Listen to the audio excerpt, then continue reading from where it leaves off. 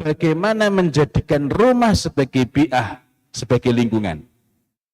Karena sebenarnya kalau rumah itu bisa menjadi bi'ah sholihah, rumah itu ada 3 kemungkinannya. Pertama, menjadi bi'ah sholihah, lingkungan yang baik dan membaikkan, proaktif support terhadap kebaikan. Itu namanya al-bi'ah as-sholihah. Yang kedua, rumah itu menjadi al-bi'ah al-hasanah, lingkungan yang baik dan kondusif terhadap kebaikan. Rumah banyak buku, kondusif untuk gemar membaca, rumah halamannya luas, lebih kondusif untuk pagi-pagi misalnya berjemur tanpa ada gangguan, kondusif. Apakah mereka akan melakukan? Belum tentu, ya enggak? Rumah dekat masjid dan lain-lain. Kondusif itu hanya memudahkan, tetapi tidak sampai kepada tingkatan saling memberikan dorongan ke arah itu. Nah, yang ketiga, rumah itu bisa menjadi al-bi'ah al-fasidah. Bi'ah fasidah itu berarti lingkungan yang merusak. Yang merusak dari mana? Dari rumah sendiri. Nah, indikator paling awal rumah kita itu merupakan bi'ah sholihah atau minimal bi'ah hasanah dan bukan bi'ah fasidah adalah insan fil makan, manusia yang ada tempat itu berfungsi sebagai manusia enggak?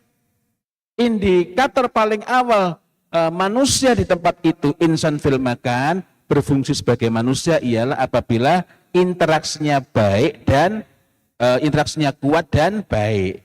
Interaksi kuat itu artinya sering sekali antar anggota keluarga saling berinteraksi, mancing bareng, gowes bareng, makan bareng, itu interaksinya kuat.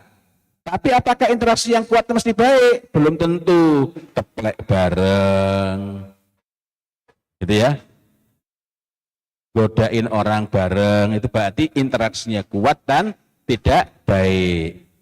Nah, cuma kali ini kalau kita membahas tentang lingkungan tadi tidak memungkinkan dan bisa memalingkan dari pembahasan kita. Tetapi satu poin yang saya sampaikan bahwa kalau rumah kita itu menjadi bi'ah sholihah, di antara faedahnya ialah antar anggota keluarga itu mudah untuk munculnya apa yang disebut sebagai tadzakkur indal ghaflah, saling mengingatkan ketika ada yang sedang lalai. Yang bisa lalai di rumah itu siapa? Siapa saja yang bernama manusia. Bisa adik, bisa kakak.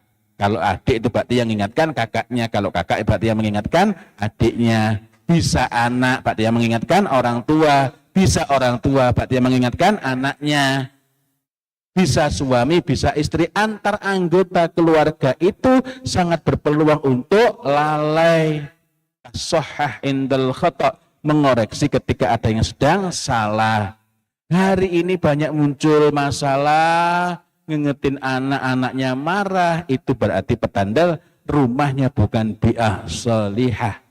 Kalau bi'ah sholihah, orang tua diingatkan anak, anak diingatkan orang tua, suami ditegur istri, istri ditegur suami, itu sama-sama menyenangkan. Nah, mudah-mudahan lain waktu kita bisa membincang khusus mengenai bi'ah sholihah. Sehingga kalau itu terwujud, kita itu nggak perlu belajar bagaimana tekniknya berbicara kepada anak yang remaja, karena mereka nggak bermasalah. Ada yang mengatakan remaja suka nggak dinasihati? Nggak suka. Itu terjadi ketika anak itu hatinya berjarak dengan anggota keluarga yang lain. Tapi kalau anak itu, remaja kita itu dengan keluarga itu masih nyambung, masih dekat, jangankan dengan orang tua, dengan saudaranya pun ditegur seneng, berterima kasih. Jangankan dengan saudaranya, dengan orang tua pun ditegur dia nggak marah, seneng. Mereka saling peduli, tidak saling iri. Dan itu berarti perlu tindakan yang sifatnya proaktif dari kita. Jadi ketika anak kita saling tidak terima, saling rebutan, entah dalam soal makan atau yang lain-lainnya, kue dan lain-lainnya misalnya, itu bukan masalah kecil, perlu segera diselesaikan. Gitu ya.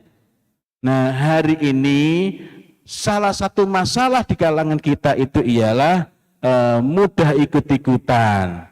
Sampai-sampai ada yang melarang mengajari anaknya dermawan kalau belum berusia 7 tahun. Itulah aslalahu, tidak ada usul asal usulnya dari agama. Harusnya di usia itu kita tanamkan, kita kembangkan kebaikan.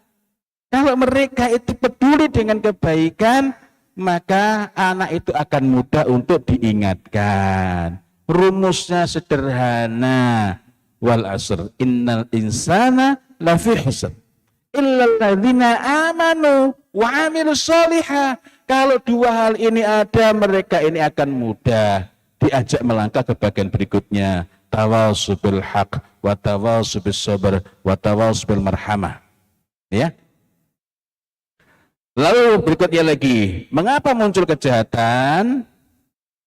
Ketika adanya stimulasi. Dari mana asal stimulasi? Dari perilaku orang lain, paparan media, maupun perilaku sendiri akibat standar moral yang rendah. Anak nggak menundukkan pandangan.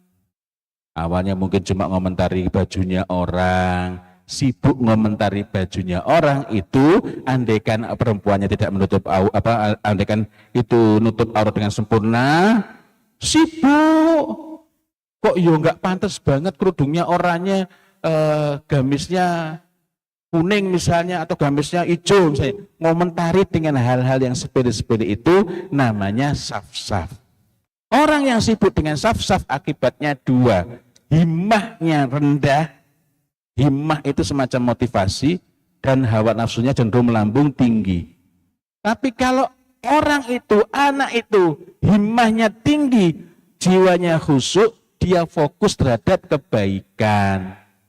Karena itu nanti di antara hal penting yang perlu kita pikirkan ialah bagaimana menumbuhkan orientasi yang baik kepada anak. Nah,